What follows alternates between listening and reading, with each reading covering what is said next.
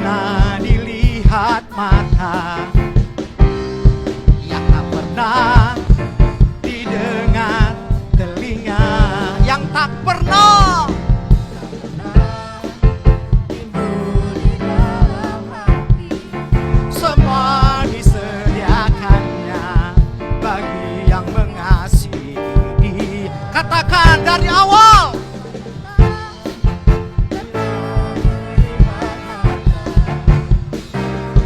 Yang tak pernah didengar telinga,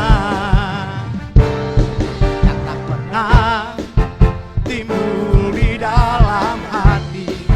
Semua disediakannya. Allah sanggup melakukan segala perkara, dulu, sekarang, dan selamanya. Kuasanya tidak berubah. Allah sanggup melakukan segala perkara, dulu, sekarang, dan selamanya.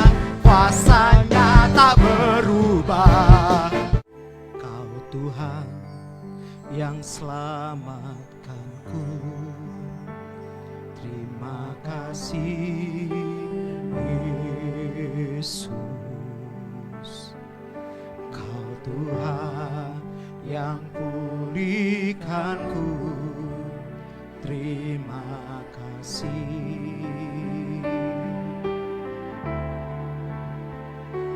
Kau Tuhan yang sembuhkanku, terima kasih.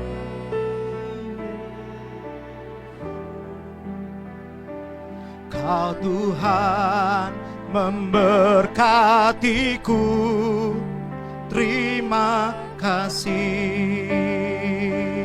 Katakan dari awal. Kau Tuhan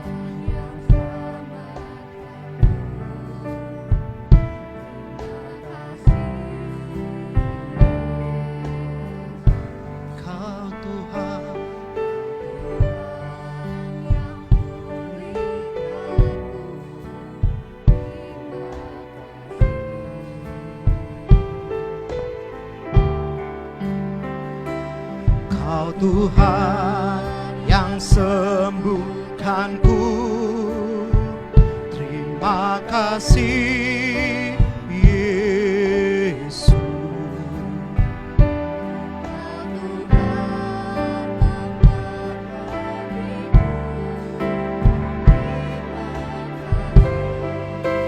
Terima kasih segala dan syukur hanya bagimu Yesus. Dengan apakah ku balas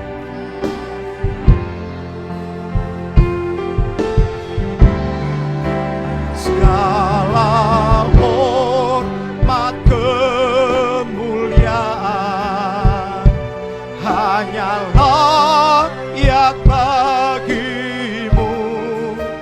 Ku sembah Yesus seumur hidupku. Aku hidup bagimu, mataku tetap dunia tak bisa menjauhkanku dari kasih-Mu. Selama ku hidup bagimu, hatiku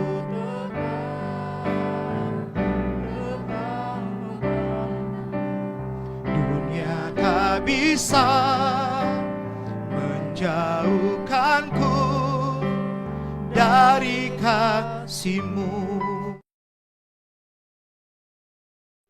Kami sudah memuji menyembah Engkau dari hati kami yang paling dalam. Waktunya kami membuka hati dan pikiran kami untuk menerima taburan firman-Mu. Firman yang terus menuntun hidup kami. Firman yang mengingatkan kami akan apa yang menjadi kehendak Tuhan, apa yang menjadi bagian kami. Firman yang menguatkan kami dalam menjalani hidup ini. Kami siapkan hati kami dengar firman-Mu ya Aba. Kami janji apa yang kami dengar, kami simpan dengan baik dalam hati kami. Dan kami mau lakukan dengan sungguh-sungguh, supaya hidup kami berkenan di hadapan Tuhan. Terima kasih, kami siap dengar firman-Mu dalam nama Yesus. Yang siap dengar firman sama-sama katakan amin. Tepuk tangan buat Tuhan, haleluya. Shalom, boleh lambaikan tangannya, selamat pagi, boleh kasih senyum. Gak cuma sama saya, lihat kiri kanan. Nah saudara, kita masuk bulan April, tanggal 3 April, minggu pertama di bulan April. Nah saudara, kita akan belajar banyak hal di sepanjang bulan ini. Tema besarnya adalah kita mau belajar tujuan hidup kita, tujuan hidup manusia, saudara dan saya. Saya percaya di sini semua manusia, amin. Ya, kita mau belajar tujuan hidup manusia, tujuan hidup saudara dan saya.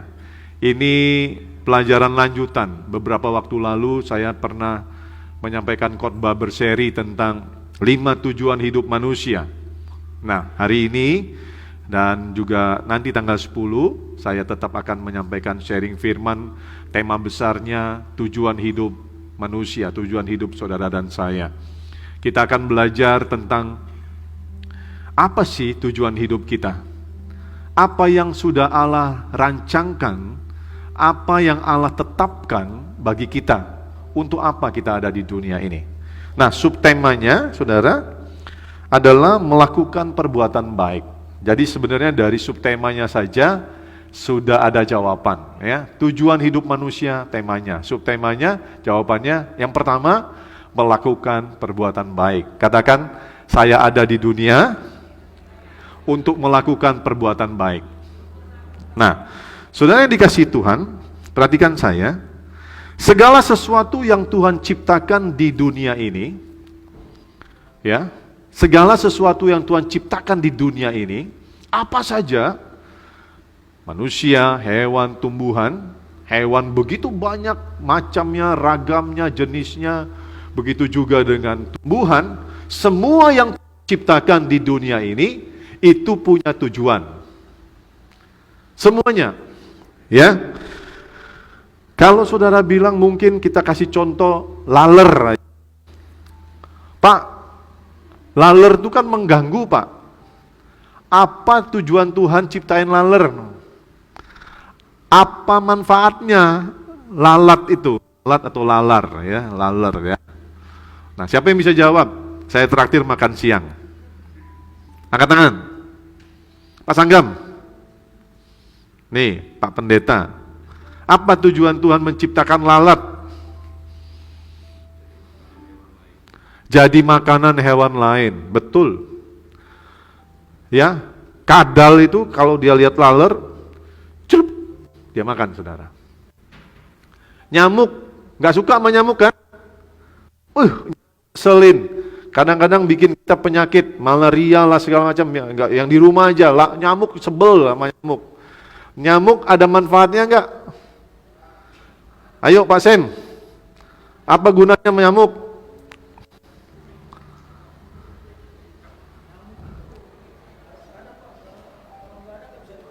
Oh, buat nepuk-nepuk kata Pak Sem. Nyamuk itu untuk makanannya cecak. Cecek itu makanannya nyamuk. Kalau ada nyamuk, cetak dia makan, saudara. Berarti masih bisa dimanfaatkan. Dagingnya buat cecak, saudara. Betul?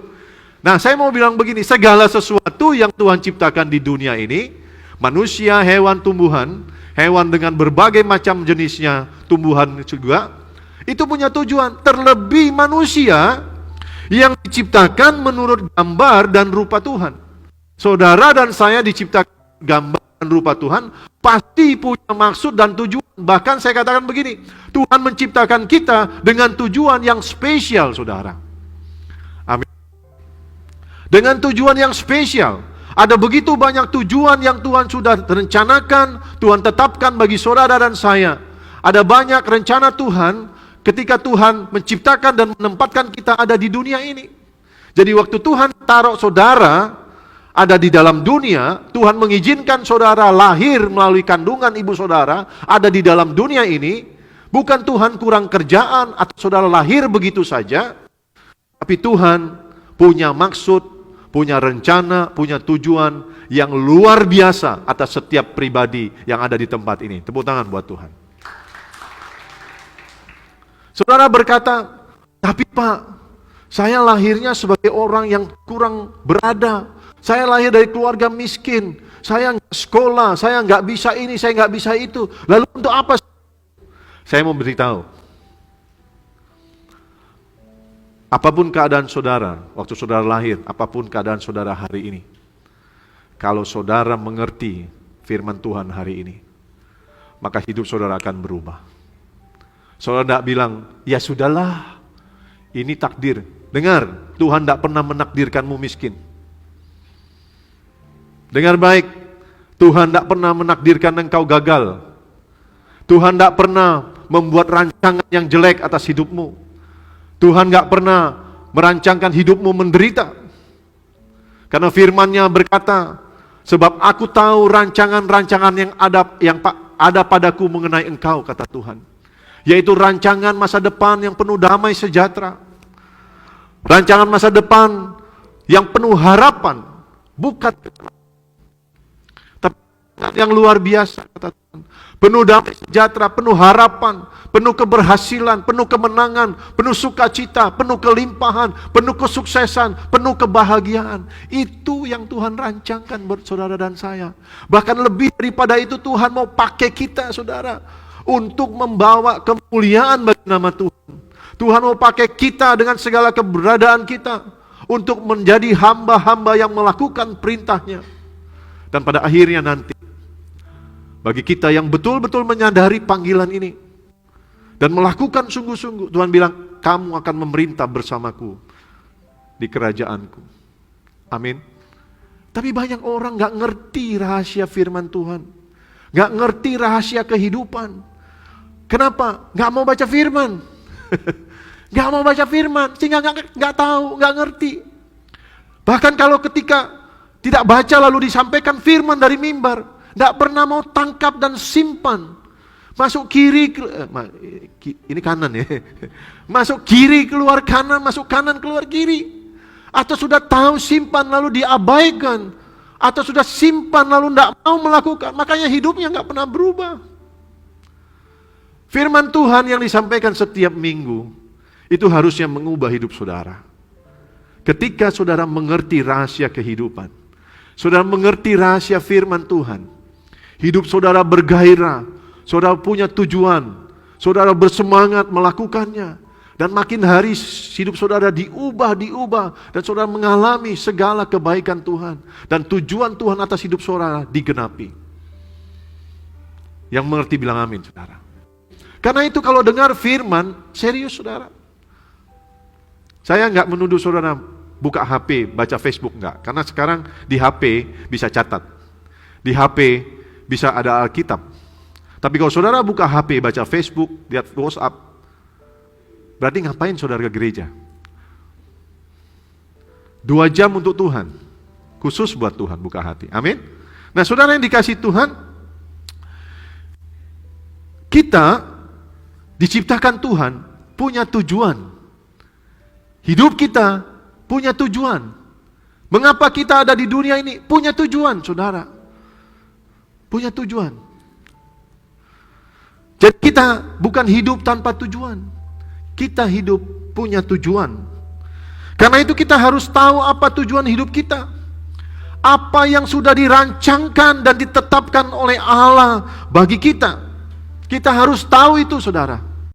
Supaya apa? Supaya ketika kita sudah tahu tujuannya, kita bisa mengarahkan hidup kita kepada tujuan tersebut, dan kita bisa bergerak untuk mencapai tujuan tersebut. Saya ulang ya. Kita dalam hidup ini harus tahu tujuan hidup kita yang sudah Allah rancangkan, yang sudah Allah tetapkan. supaya kita bisa mengarahkan hidup kita kepada tujuan tersebut dan bergerak, berjalan, melakukan sesuatu supaya kita bisa sampai kepada tujuan tersebut. Saya kasih contoh. Saya mau pergi ke satu tempat, tapi saya tidak tahu kemana. Ya, saya tidak bisa sampai ke tujuannya, betul? Contoh nih, saya mau ke rumah Pak Sanggam. Saya tidak tahu di mana rumahnya. Saya tidak tahu alamatnya. Tujuannya saya tidak tahu. Saya tidak bisa sampai. Cuma muter-muter aja dan itu membosankan. Tapi ketika saya tahu dari Pak Sanggam sendiri yang punya rumah, bilang, Pak, rumah saya di sini, Pak. Rumah saya di Botania, Pak. Alamatnya ini saya bantu, Pak, saya kasih Google Map, share location. Misalnya di sana Botania, saya bisa mengarahkan kendaraan saya ke Botania. Saya tahu Botania, saya tahu alamatnya. Saya buka Google Map dan saya nyopir ke sana. Makin dekat, makin semangat karena sudah tahu dekat dengan tujuan. Amin. Dan waktu saya sampai tujuan, saya sukacita ketemu dengan Pak Sanggam. Nah, hidup kita juga begitu, saudara. Kalau kita tahu apa yang Tuhan tetapkan, apa yang Tuhan rancangkan sebagai tujuan hidup kita, kita bisa mengarahkan hidup kita kepada tujuan yang sudah ditetapkan. Lalu kita bisa bergerak, berjalan dan melakukan apa yang Tuhan tetapkan. Kita bergerak sesuai tuntunan firman Tuhan dan makin lama kita bergairah. Ketika kita sudah sampai kepada tujuan tersebut, kita ketemu Tuhan, kita menikmati berkat-Nya, saudara. Amin. Banyak kita karena kesibukan kita, karena pergumulan kita, karena kebandelan, kekerasan hati kita abaikan ini. Kita cuma hidup buat kita, mau semaunya kita. Nantilah Tuhan, lagi banyak pergumulan, lagi nanti Tuhan, lagi banyak sibuk. Nantilah, tidak ada Tuhan-Tuhanan. Dan kita tidak pernah sampai kepada tujuan. Hidup kita muter-muter di situ saja. Karena itu hari ini saya mau ajak saudara belajar tujuan hidup kita. Supaya hidup kita bergairah. Amin. Supaya hidup kita berubah. Hidup kita tidak sia-sia, saudara. Makanya mengetahui dan memiliki tujuan hidup. Setelah mengetahui, pasti kita menyimpan dalam hati, artinya kita memiliki. Mengetahui dan memiliki tujuan hidup membuat hidup kita tuh menjadi berarti. Kita tahu untuk apa kita ada di dunia ini. Hidup kita menjadi berguna, tidak sia-sia, saudara. Hidup kita menjadi bergairah, tidak membosankan, saudara. Karena kita hidup, kita ada di dunia ini. Apa Tuhan menempatkan kita di bumi ini? Untuk apa Tuhan membuat kita seperti kita ada saat ini? Dengan segala potensi, kemampuan, dengan segala keberadaan kita. Waktu kita tahu tujuan hidup yang Tuhan sudah tetapkan bagi kita, hidup ini terasa bergairah, berarti, berguna. Siapapun saudara, jangan pernah merasa, Pak, saya sudah tua, Pak, saya perempuan, tidak bisa apa-apa, gak punya uang, gak punya harta, pendidikan gak tinggi. Jangan, saudara. Apapun keadaan saudara hari ini, Tuhan punya maksud dan tujuan atas saudara.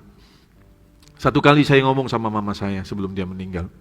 Mama meninggal 5 tahun lalu, juga di bulan April, saudara. Mama saya di kursi roda, 14 tahun di kursi roda. Tinggal sama saya terakhir di masa hidupnya 6 tahun. Di rumah saja. Mungkin dia merasa hidupnya tidak berarti. Tapi saya bilang sama mama saya satu kali, Mam, kehadiran mama itu sangat berarti. Bukan hanya berarti, kehadiran mama sangat berarti bagi kami. Doa-doa yang mama naikkan kepada Tuhan, bagi kami anak-anak, itu sangat luar biasa di hadapan Tuhan. Karena doa mama lah kami ada hari ini. Mama jangan pernah merasa mama tidak ada gunanya lagi. Mama tidak berguna dengan keadaan di umur yang sudah lanjut, di kursi roda, Tidak bisa kasih apa-apa. Dulu mama yang hidupin kami. Papa saya meninggal tahun 87, saya SMA. Mama yang kasih kuliah, mama yang beliin rumah, mama yang bantu segala sesuatu. Dulu dia pernah begitu berjasa. Tapi selamanya dia juga berjasa walaupun dia sudah di kursi roda. Dan itu saya bilang sama mama, Mam, jangan pernah merasa tidak berguna. Kehadiran mama sangat berarti bagi kami. Dan waktu mama meninggal, kami merasa kehilangan sekali. Di sini ada kakak saya, Pak Robert. Saya masih ingat Pak Robert tuh nangis sekali waktu mama ditaruh di liang kubur. Kami kehilangan sekali. Dan saya mau ngomong sama saudara hari ini. Pak Silitonga, Bapak sedang sakit, Tuhan izinkan kena stroke. Jangan merasa Bapak enggak bisa apa-apa, enggak berguna. Enggak, Bapak berarti. Bagi saya Bapak berarti. Bapak orang yang saya perhatikan, jemaat saya yang saya kasihi. Apa yang bisa saya bantu, saya akan membantu. Bapak berarti buat saya. Bapak berarti bagi banyak orang. Bapak sedang mengajarkan banyak orang untuk memberi, mengajarkan banyak orang untuk belajar memperhatikan. Ya Pak ya, kehadiran Bapak di sini berarti buat saya. Walaupun Pak Silitonga, Pak Loman stroke, tapi kehadirannya setiap minggu berarti buat saya dan juga saudara. Kehadiran kita di dunia ini berarti, saudara. Jangan pernah merasa saudara tidak berarti. Saudara punya maksud dan tujuan Allah dalam hidup saudara. Karena itu kita harus mengetahui dan memiliki tujuan hidup itu. Supaya hidup kita sekali lagi berarti, berguna, bergairah. Bahkan orang jahat sekalipun, orang yang suka mengecewakan saudara, orang yang menyakiti saudara, orang yang menjahati saudara, itu berguna saudara. Apa gunanya? Mengajarkan kita supaya kita bisa belajar mengampuni saudara. Orang yang mengecewakan kita, itu ada gunanya buat kita. Kita belajar Tuhan untuk mengasihi, untuk berdoa bagi dia saudara. Amin. Sini ada kakak saya paling nomor 5. Saya tidak cocok sama kakak saya yang paling besar. Tidak cocok. Banyak perlakuan yang saya terima yang tidak pas. Tapi karena saya mengerti tentang kebenaran, saya tidak balas, saya diam aja. Saya cuma anggap ya udahlah. Tapi waktu saya dengar dia sakit, bilang sama istri, tiap hari saya doain dia. Saya belajar seperti yang Tuhan katakan, ampuni, doakan, berkati. Itu orang jahat juga ada gunanya untuk buat kita belajar melakukan yang baik. Amin. Nah saudara yang dikasih Tuhan, penting bagi kita untuk mengetahui dan memiliki tujuan hidup supaya kita merasa hidup kita berarti, berguna, dan bergairah. Saudara yang dikasih Tuhan,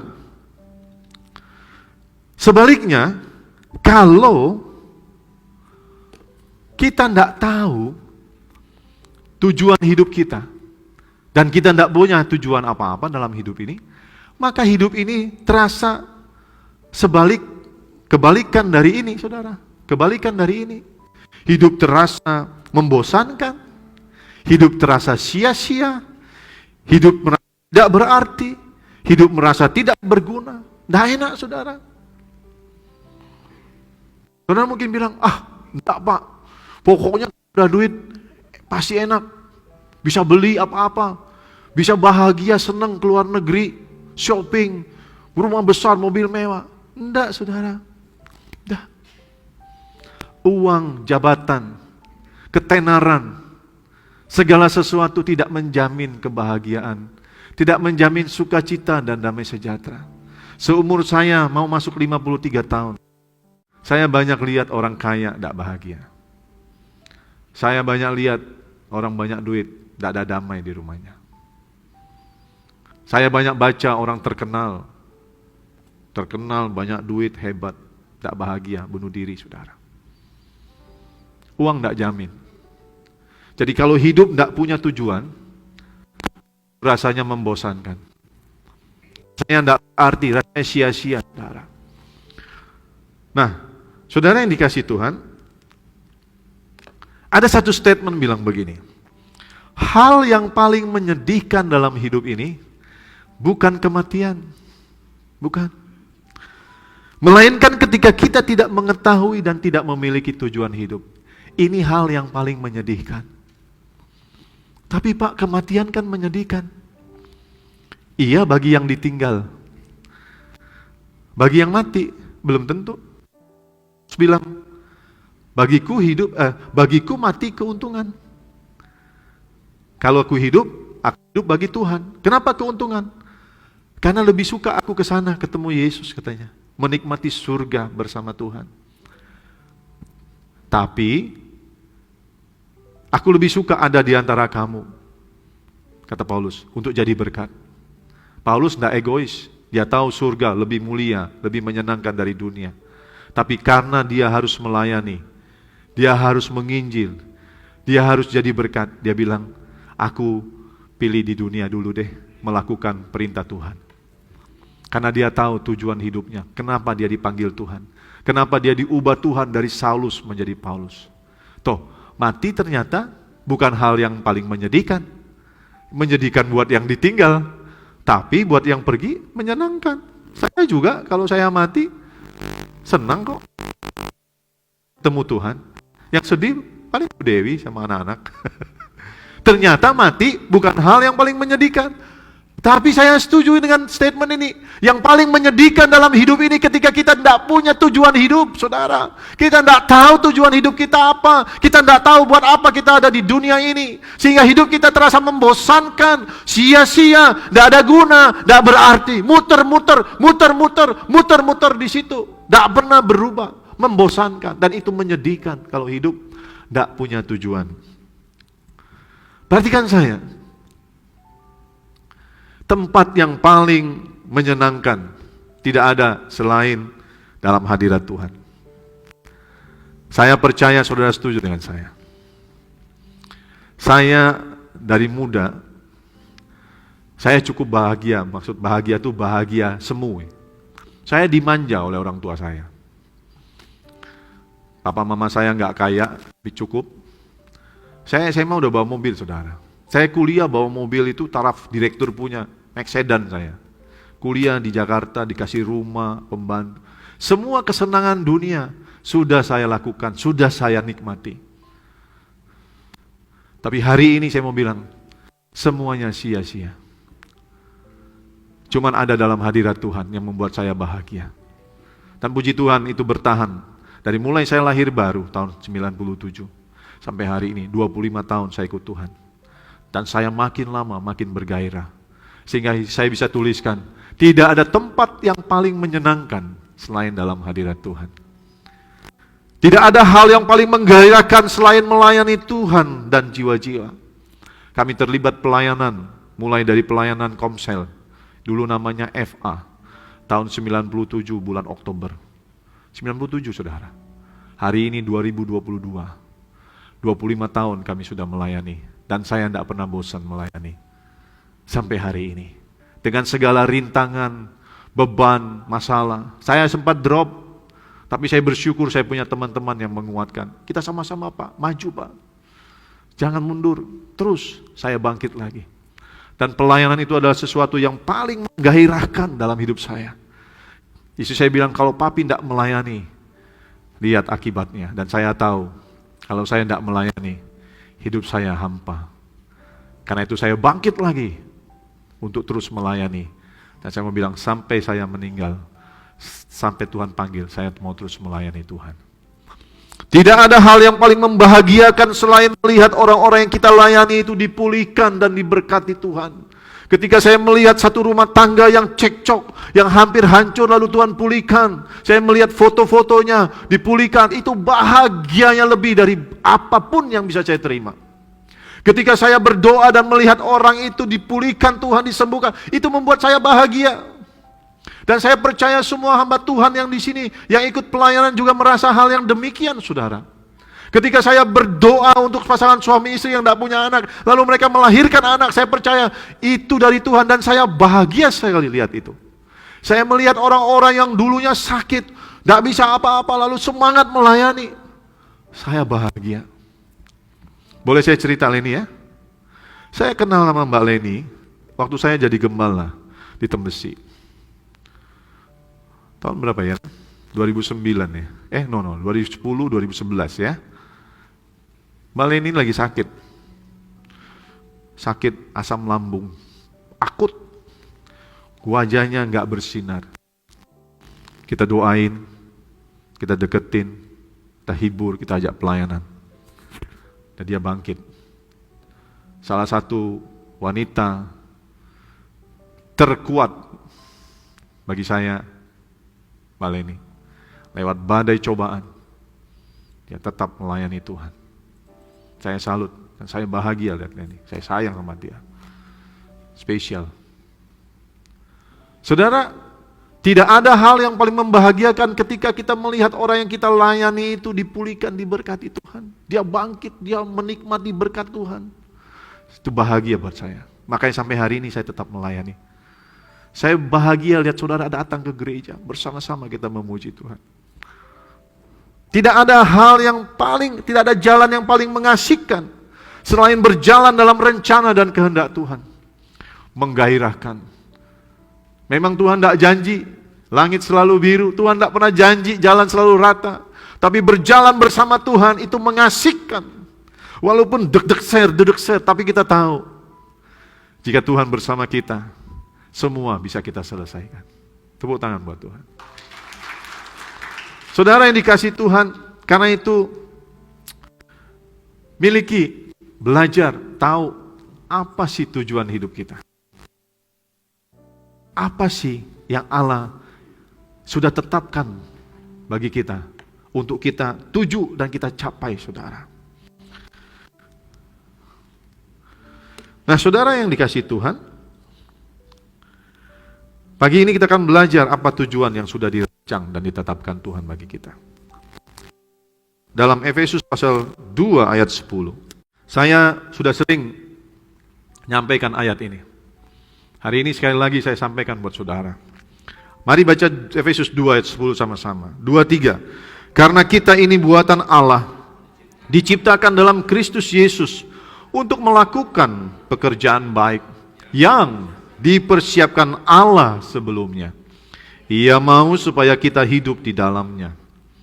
Saudara, ayat ini jelas buat saudara dan saya untuk menangkap satu pesan Tuhan bahwa ini yang menjadi salah satu tujuan hidup mengapa kita ditempatkan Tuhan di dunia ini. Ini salah satu tujuan mengapa kita diciptakan Tuhan dan ditaruhkan di bumi ini. Ini salah satu tujuan mengapa Tuhan memberikan kita hidup di dunia ini. Ayat ini dimulai dengan kata, karena kita ini buatan Allah. Betul, kita ini diciptakan oleh Allah. Diciptakan dalam Kristus Yesus. Kita dipanggil, lalu kita dilahirkan baru dalam Kristus. Untuk apa? Jelas jawabannya bilang gini, untuk apa? Melakukan perbuatan baik. Yuk sama-sama bilang, untuk melakukan perbuatan baik. Ya, jadi saudara dan saya diciptakan Tuhan, ditempatkan di bumi ini dengan segala keberadaan kita, sebagaimana kita ada waktu kita lahir dan sampai hari ini, untuk melakukan perbuatan baik yang dipersiapkan, yang direncanakan, yang ditetapkan Allah sebelumnya. Jadi sebelum Tuhan menempatkan kita, menciptakan kita, memberikan kehidupan kepada kita, Dia punya rancangan, Dia punya rencana yang luar biasa bagi saudara dan saya. Yang tadi dibilang, aku tahu segala rancanganku yang ada padaku mengenai kamu, kata Tuhan. Seperti orang menciptakan laser pointer, sebelum dia ciptakan, dia sudah tahu untuk apa tujuannya. Lalu dia desain, baru dia ciptakan, supaya ini berfungsi untuk jadi laser pointer. Sama seperti mic, sama seperti TV, penciptanya bikin desain dulu. Sebelum dia desain, dia tahu untuk apa itu. Lalu dia desain, dia rancang sedemikian rupa, dia bikin sehingga bisa bermanfaat. Demikian juga saudara dan saya. Amin. Kita ini dikatakan buatan Allah, diciptakan dalam Kristus Yesus untuk melakukan pekerjaan baik yang sudah dipersiapkan Allah sebelumnya. Dan perhatikan kata, Ia mau. Siapa yang mau? Tuhan mau. Supaya kita hidup di dalamnya. Artinya, supaya kita hidup melakukan perbuatan-perbuatan baik yang Allah sudah tetapkan bagi kita untuk melakukannya. Katakan amin. Nah, saudara yang dikasihi Tuhan, ini jelas sekali saudara firman-Nya. Sehingga saudara hari ini kembali belajar, atau hari ini baru tahu apa tujuan kita ada di dunia ini, yaitu melakukan perbuatan baik. Jadi kalau lihat orang Kristen memberi, menabur, menolong, berkorban, mengampuni, hal-hal yang baik seperti itu, enggak heran saudara. Karena itu sudah panggilannya. Justru yang heran ketika lihat orang Kristen enggak bisa ngampuni, masih benci sama orang, masih suka marah, pelit, egois, mau menang sendiri, cuek, enggak punya kasih. Itu yang justru kita heran saudara. Tapi orang Kristen, ciri khasnya adalah melakukan perbuatan baik. Amin. Nah, saudara, saya mau ajak saudara lihat di ERV, Easy Reading Version. Bahasa Inggris sehari-hari.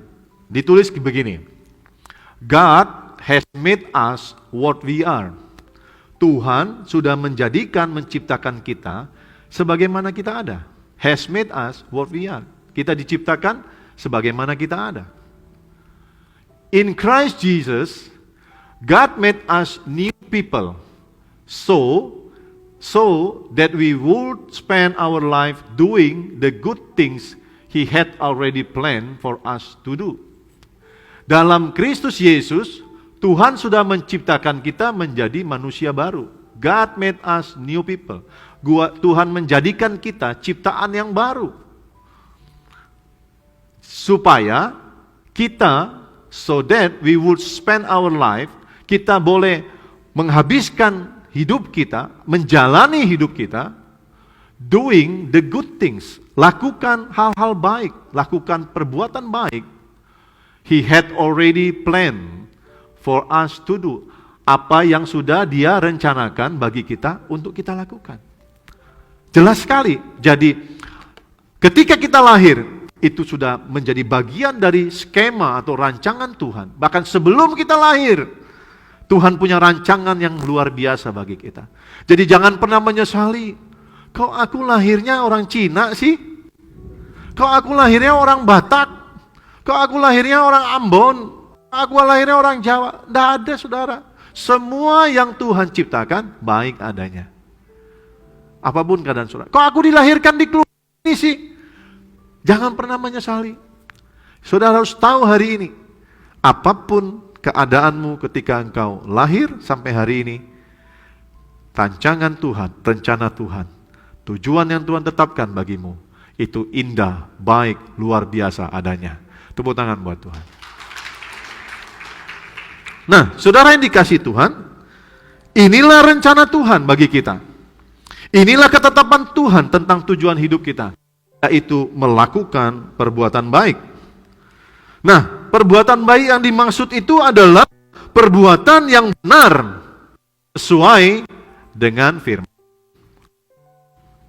Nah, saya kasih penjelasan lebih detail lagi. Pak, perbuatan baik seperti apa?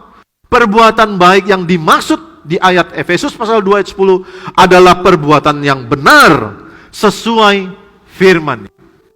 Baik belum tentu benar. Tapi kalau benar, pasti baik. Kalau saudara lakukan kebenaran firman Tuhan, itu baik di mata Tuhan. Tapi kalau saudara lakukan perbuatan baik menurut saudara sendiri, belum tentu benar di mata Tuhan.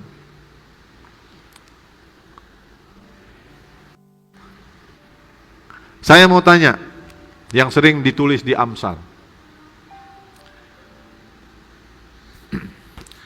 Kalau ada orang susah, Lalu dia mau hutang. Yang susah ini si A. Lalu dia mau hutang sama B. B ragu-ragu kasih. Nah, kita tahu si A lagi susah dan dia mau pinjam sama B. Kita bilang sama B, "Hei B, kasih aja sama si A. Nanti aku yang tanggung kalau dia nggak bayar." Baik atau buruk? Yang baik bilang begini, kita bilang sama B, "Kasih aja, kalau dia nggak bayar, saya tanggung utangnya." Yang bilang itu baik, kasih jempol. Memang baik, tapi nggak benar. Karena Amsal firman Tuhan bilang begini, jangan kamu menjadi penanggung orang lain. Jangan. Itu baik, tapi nggak benar. B, kasih aja, dia utang. Kalau dia nggak bayar, saya tanggung. Nggak bayar dia, kita nanggung.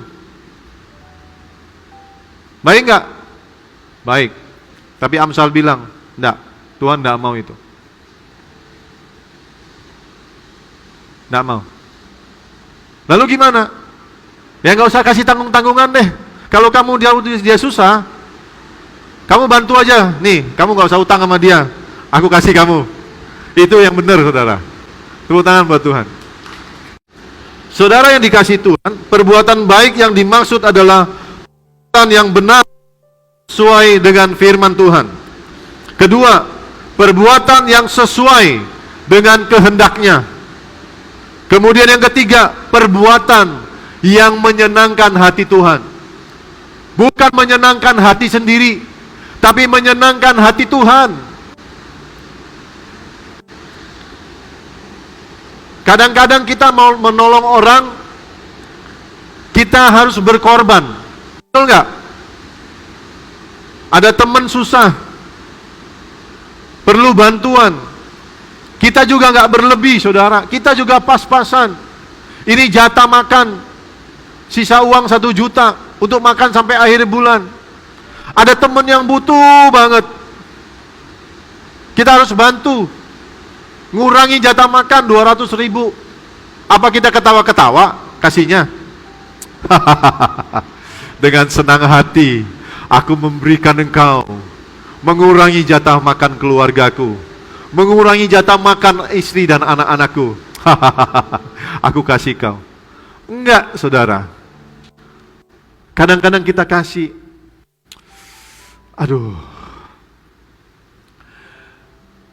dengan hati yang berat. Tapi karena kita tahu itu firman Tuhan, Tuhan suruh kita tolong, berbuat baik. Kita mungkin, bukannya juga sedih gimana ya, bukan gak rela, kita rela berkorban. Tapi itu menyenangkan hati Tuhan. Itu perbuatan baik gak? Perbuatan baik, saudara. Jadi perbuatan baik adalah, pertama, sesuai dengan firman, sesuai dengan kehendaknya, dan itu menyenangkan hati Tuhan. Pak, saya ngasih orang, Tuhan harus senang dong. Belum tentu. Nah, saya kasih detail lagi ya, karena kompleks. Saya kasih contoh. Ada orang malas, gak mau kerja, disuruh kerja alasannya banyak, minta aja kerjanya, gak pernah mau berusaha. Kita kasihan,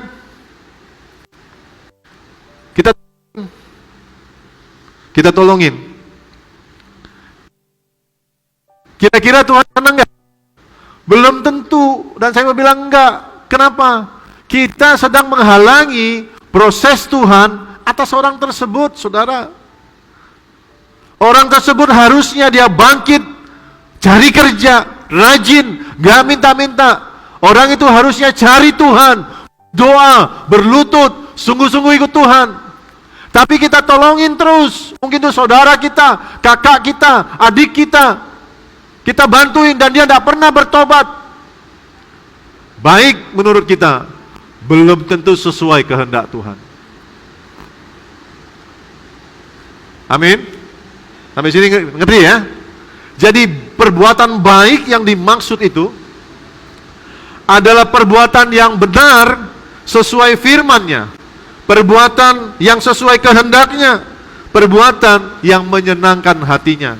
Dan Tuhan mau kita hidup di dalamnya, artinya melakukan perbuatan-perbuatan yang sesuai dengan apa yang sudah Tuhan maukan, Tuhan tetapkan. Dalam 2 Timotius 3 ayat 17. Perhatikan saudara, mari kita baca sama-sama 2-3. Dengan demikian, tiap-tiap manusia kepunyaan Allah diperlengkapi, katakan diperlengkapi. Diperlengkapi untuk setiap perbuatan baik. Mungkin ada saudara bertanya, Pak, saya masih nggak ngerti, saya masih bingung, gimana harus berbuat baik? Bagaimana caranya? Dan di mana tempat yang paling tepat untuk melakukan perbuatan baik? Nih, saya kasih tahu rahasia Tuhan. Tuhan bilang, setiap orang milik Tuhan, orang percaya, diperlengkapi untuk setiap perbuatan baik. Saya kasih lihat ya, 2 Timotius pasal 3 ayat 10 sampai 16. Ayat 10, boleh tampilin Jos? Ayat 10, 2 Timotius pasal 3 ayat 10. Ayat-ayat ini memberitahukan saudara dan saya bahwa Tuhan memperlengkapi kita untuk melakukan perbuatan baik. Lihat ayat 10. Tetapi engkau, surat Timotius ini surat Paulus kepada anak muridnya Timotius. Nih firman Tuhan. Tetapi engkau telah mengikuti ajaranku, cara hidupku, pendirianku, imanku, kesabaranku, kasihku, dan ketekunanku. Jadi, waktu Tuhan suruh kita melakukan perbuatan baik, Tuhan kasih seorang guru untuk ngajarin kita. Tuhan kasih seorang gembala untuk membimbing dan memberikan teladan bagi kita. Seperti Timotius yang diberikan Paulus sebagai seorang guru, sebagai seorang gembala, sebagai seorang bapak rohani bagi Timotius, yang mengajarkan Timotius, yang membimbing dan mencontohkan kepada Timotius bagaimana melakukan perbuatan baik. Hari ini saudara bisa lihat saya, Bu Dewi, para pendeta, para koordinator, para pelayan Tuhan, bagaimana melakukan perbuatan baik. Ada banyak contoh. Yang nggak bagus jangan dicontoh. Ada juga pelayan yang nggak bisa dicontoh. Tapi saya yakin itu cuma 1-2 saja. Kebanyakan semua hamba Tuhan bisa dicontoh hidupnya. Jadi saudara bisa melihat, bersyukur kepada Tuhan bahwa Tuhan memperlengkapi saudara dengan guru, gembala, bapak rohani yang mengajar, membimbing saudara untuk melakukan perbuatan baik. Saya dulu 10 tahun, hampir 10 tahun, saya ikut Pak Erwin, saya ikut Pak Irwan gembala saya. Dari beliau saya belajar bagaimana melakukan perbuatan-perbuatan baik. Karena itu sampai sekarang saya hormat dengan Pak Erwin. Saya tetap bersahabat dengan Pak Irwan. Saya lihat apa yang saya pernah belajar dan saya menghormati itu, saudara. Saudara jemaat di sini, lihat saya seperti Paulus berkata kepada jemaat, ikuti teladanku sebagaimana aku mengikuti teladan Yesus. Hari ini saya bisa bilang sama saudara, ikuti teladan saya dan Bu Dewi sebagaimana kami meneladani Kristus. Amin. Ayat 10, Tuhan berikan guru, gembala, bapak rohani untuk mengajar, membimbing dan menjadi teladan. Ayat 11, firman Tuhan berkata, Tuhan membawa kita dalam proses. Ayat 11, engkau telah ikut menderita penganiayaan dan sengsara seperti yang telah kuderita di Antiokhia dan di Ikonium dan di Listra. Semua penganiayaan itu kuderita dan Tuhan telah melepaskan aku daripadanya. Saudara, untuk memperlengkapi kita masuk dalam perbuatan baik. Tuhan izinkan kita diproses melalui penderitaan, pergumulan untuk menyempurnakan kita sehingga kita dipersiapkan melakukan pekerjaan baik. Saya hari ini jadi hamba Tuhan, bersemangat karena saya dimasukkan Tuhan dalam satu proses kehidupan yang membuat saya belajar. Tanpa Tuhan saya tidak bisa apa-apa. Tanpa Tuhan saya tidak mampu menghadapi pergumulan hidup ini. Tanpa Tuhan saya nol. Tuhan izinkan saya melewati proses sampai hari ini dan seterusnya, menyempurnakan saya, mempersiapkan saya untuk melayani Tuhan dan jemaat Tuhan, untuk mengajarkan saya supaya saya bisa mengajar saudara tentang Tuhan yang saya alami dalam hidup saya. Jadi saudara jangan pernah takut, saya tidak bisa, saya tidak tahu, karena Tuhan akan memperlengkapi saudara. Diberikan guru, bapak rohani, gembala untuk mengajar, untuk membimbing, menjadi teladan. Saudara dimasukkan dalam proses dan Tuhan menyertai untuk mempersiapkan saudara melakukan pekerjaan baik. Yang ketiga, ayat 14 sampai 16. Tetapi hendaklah engkau tetap berpegang pada kebenaran yang telah engkau terima dan engkau yakini, dengan selalu mengingat orang yang telah mengajarkannya kepadamu. Ingatlah juga bahwa dari kecil engkau sudah mengenal kitab suci yang dapat memberi hikmat kepadamu dan menuntun engkau kepada keselamatan oleh iman kepada Kristus Yesus. Segala tulisan yang diilhamkan Allah memang bermanfaat untuk mengajar, untuk menyatakan kesalahan, untuk mendidik, untuk memperbaiki kelakuan, dan untuk mendidik orang dalam kebenaran.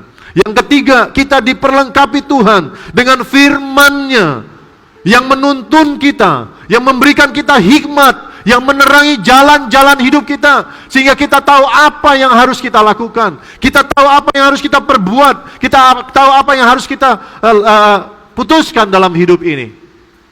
Kita diperlengkapi untuk melakukan pekerjaan baik. Baru di ayat 17-nya, firman Tuhan berkata, dengan demikian setiap manusia kepunyaan Allah diperlengkapi untuk melakukan,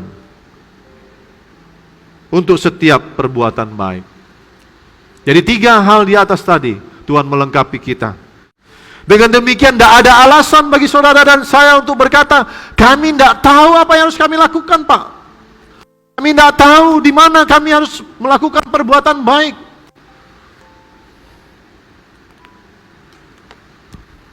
Tidak ada alasan bagi saudara untuk tidak berbuat baik.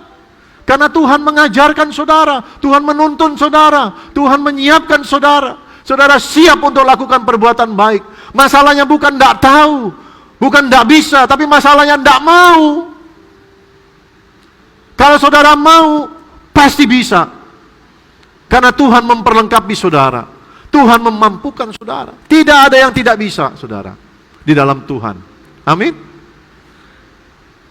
Karena itu mari kita lakukan perbuatan baik. Banyak yang bisa kita lakukan. Perbuatan baik yang bisa kita lakukan. Ada 3. Sesuai dengan firman. Pertama, melayani Tuhan dan jiwa-jiwa. Roma pasal 12 ayat 11. Firman Tuhan berkata, janganlah hendaknya kerajinanmu kendor. Biarlah rohmu menyala-nyala dan layanilah Tuhan. Saudara, orang yang rohnya menyala-nyala itu, dia tidak tahan untuk diam saja. Dia nggak akan tahan untuk tidak melayani. Orang yang rohnya menyala-nyala, pasti dia melayani. Garis bawahi, simpan kata-kata saya yang sering saya sampaikan. Orang yang rohnya menyala-nyala ikut Tuhan, di dalam Tuhan, pasti dia mau melayani. Tidak ada yang bisa menghalangi dia untuk melayani. Bukan pergumulan hidupnya, bukan apapun, saudara, dia pasti mau melayani. Tapi sebaliknya, orang yang malas, orang yang tidak mau, dia punya 1001 alasan untuk tidak melayani Tuhan dan tidak melayani jiwa-jiwa. Melayani Tuhan sama dengan melayani jiwa-jiwa, karena hukumnya sama. Kasih Tuhan Allahmu dan kasih sesamamu. Orang yang bilang, aku melayani Tuhan, wujudnya dia melayani sesama. Tidak bisa satu-satu, harus komplit. Ketika orang itu bernyala-nyala dalam Tuhan, melayani Tuhan, pasti dia mau melayani sesamanya. Kecuali memang dia malas, dia mengeraskan hatinya. Jadi perbuatan baik itu yang pertama adalah melayani Tuhan dan melayani sesama. Nah, saudara mungkin tanya, Pak, di mana dan bagaimana cara melayani Tuhan dan jiwa-jiwa? Nah, sering saya ajarin di tempat ini. Jawabannya jelas. Kalau kita mau melayani, mau melakukan perbuatan baik yang wujudnya melayani Tuhan dan jiwa-jiwa, tempat yang paling tepat adalah di gereja. Sini, yang pertama di gereja dulu. Kenapa? Karena di gereja ini sudah jelas sasarannya. Kita melayani sesama kita. Jelas orang-orangnya, kita saling melayani. Di gereja kita diajarkan bagaimana melayani. Mendoakan orang sakit. Gimana melayani kalau ada orang buka usaha, kita doakan usahanya. Kalau ada orang susah, gimana kita menabur. Kita saling melayani, saudara. Di gereja, saudara. Tempat pertama dan paling tepat belajar melayani Tuhan dan jiwa-jiwa itu di gereja. Saudara dibimbing, diarahkan, saudara dipayungi secara rohani, itu di gereja, saudara. Baru setelah di sini ngerti, di sini sudah ibaratnya tangkinya udah penuh, saudara meluber karena bersemangat, saudara baru melayani keluar. Amin. Saya percaya itu. Jangan keluar dulu tanpa pernah belajar di sini. Nanti sembarangan doain orang, sembarangan lakukan ini, tidak punya payung rohani, nggak punya visi. Tidak, saudara.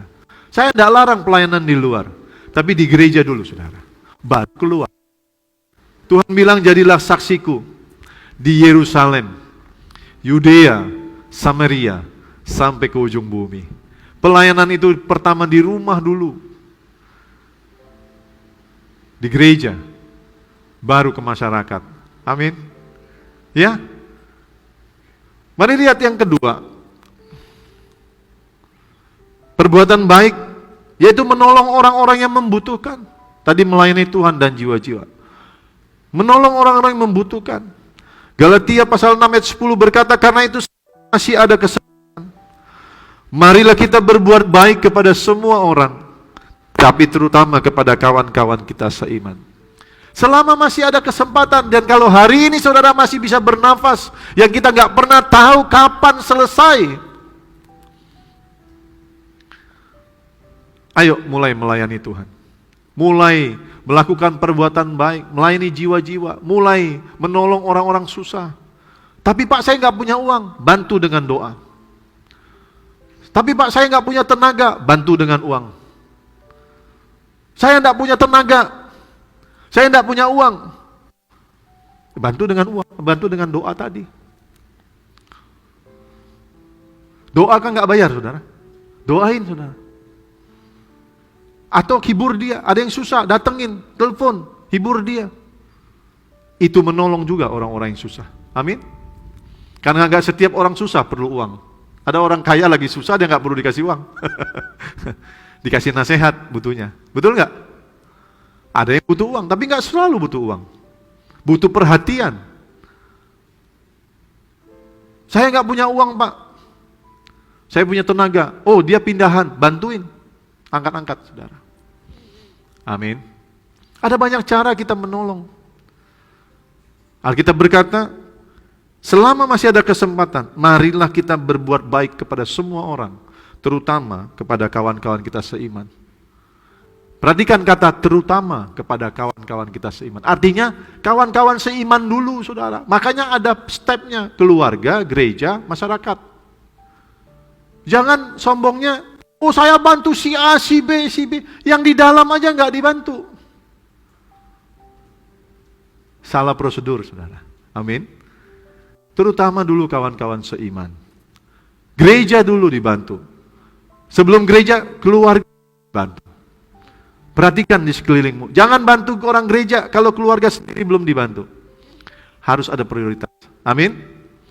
Nah, firman Tuhan dalam Yakobus 1 ayat 27. Ibadah yang murni dan tak bercacat di hadapan Allah, Bapa kita, ialah mengunjungi yatim piatu dan janda-janda dalam kesusahan mereka, dan menjaga supaya dirinya sendiri tidak dicemarkan oleh dunia. Saudara, yang ketiga adalah mengunjungi, membantu yatim piatu dan janda-janda dalam kesusahan. Janda yang dimaksud sini adalah janda-janda yang sudah berumur, saudara. Janda-janda yang hidupnya baik dan membutuhkan. Bukan janda kaya atau janda seksi, saudara. Bahaya, saudara. Jangan dikunjungi. Amin. Ya. Janda yang dimaksud di sini janda-janda yang memang hidupnya saleh dan yang membutuhkan. Bukan janda kaya, janda muda atau janda seksi. Bahaya kalau dikunjungi. Kunjungi anak-anak yatim yang memang perlu dibantu, saudara. Dan Alkitab berkata, firman Tuhan berkata, itulah perbuatan baik yang bagi Tuhan memberikan satu nilai yang namanya ibadah. Jadi kalau saudara lakukan perbuatan baik, itu sama dengan ibadah. Saudara melakukan perbuatan baik, itu sama dengan. Dari sini kita belajar bahwa penyembahan itu tidak hanya di gereja, kita nyanyi lagu, angkat tangan menyembah, bukan. Kalau kita melakukan perbuatan baik, itu juga ibadah di hadapan Tuhan. Kalau kita melakukan perbuatan baik, menolong orang susah, mengunjungi anak yatim, para janda-janda, itu juga ibadah di hadapan Tuhan. Amin. 3 hal ini saja, saudara. Perbuatan baik itu. Pertama, melayani Tuhan dan sesama. Kedua, menolong orang yang membutuhkan. Ketiga, mengunjungi, membantu janda-janda dan yatim piatu. Itu ibadah, saudara. Hidup tanpa tujuan itu menyedihkan. Uang gak jaminan, kesuksesan gak jaminan. Saudara kenal Robin Williams? Robin Williams itu aktor terkenal Hollywood. Dia komedian, pelawak terkenal. Dia gantung diri. Dia punya istri dan anak-anak. Dia gantung diri, mati, saudara. Lalu dalam pesannya dia tulis, seumur hidupku aku membuat banyak orang tertawa. Aku membuat banyak orang bahagia. Tapi aku sendiri tidak bahagia. Aku tidak bisa bahagia. Dia merasa hidupnya bosan karena tidak tahu hidup untuk apa. Duit banyak, terkenal, saudara. Lalu dia gantung diri. Saudara tahu Kurt Cobain, vokalis dari Nirvana, di usia yang belum lagi 30, itu grup terkenal sekali di antara anak-anak muda pada zamannya. Terkenal, pasti banyak duit ya, band dunia. Masih muda, banyak fansnya, saudara. Tapi satu hari dia ambil pistol, dia tembak kepalanya, dia depresi, lalu dia bunuh diri, mati. Itu saya bilang, hidup tanpa tujuan, itu paling menyedihkan. Nah, hari ini, engkau sudah belajar tujuan hidupmu yang Tuhan tetapkan. Yang pertama, melakukan perbuatan baik, melayani Tuhan dan jiwa-jiwa, menolong orang susah. Ada banyak di sekitar kita orang-orang susah, butuh bantuan. Mengunjungi yatim piatu, janda-janda yang membutuhkan. Itulah praktek berbuat baik. Kalau engkau diberkati dengan keuangan, engkau enggak punya waktu untuk mengunjungi, uangmu kirim. Kalau engkau diberkati dengan kesehatan tapi enggak punya uang, datang, hibur dia. Kalau engkau enggak punya waktu untuk datang, doakan, telepon, kasih perhatian, semangati dia. Ada banyak di sekitar kita, keluarga, sahabat, teman-teman, di gereja juga, di lingkungan kita. Lakukan perbuatan baik. Maka saya percaya, hidupmu akan bergairah, hidupmu akan bersemangat, hidupmu akan terasa berarti, hidupmu akan terasa berguna. Dengan kau tidak pernah bosan akan hidup ini. Waktu-waktu yang kau jalani, waktu-waktu yang menyenangkan. Amin.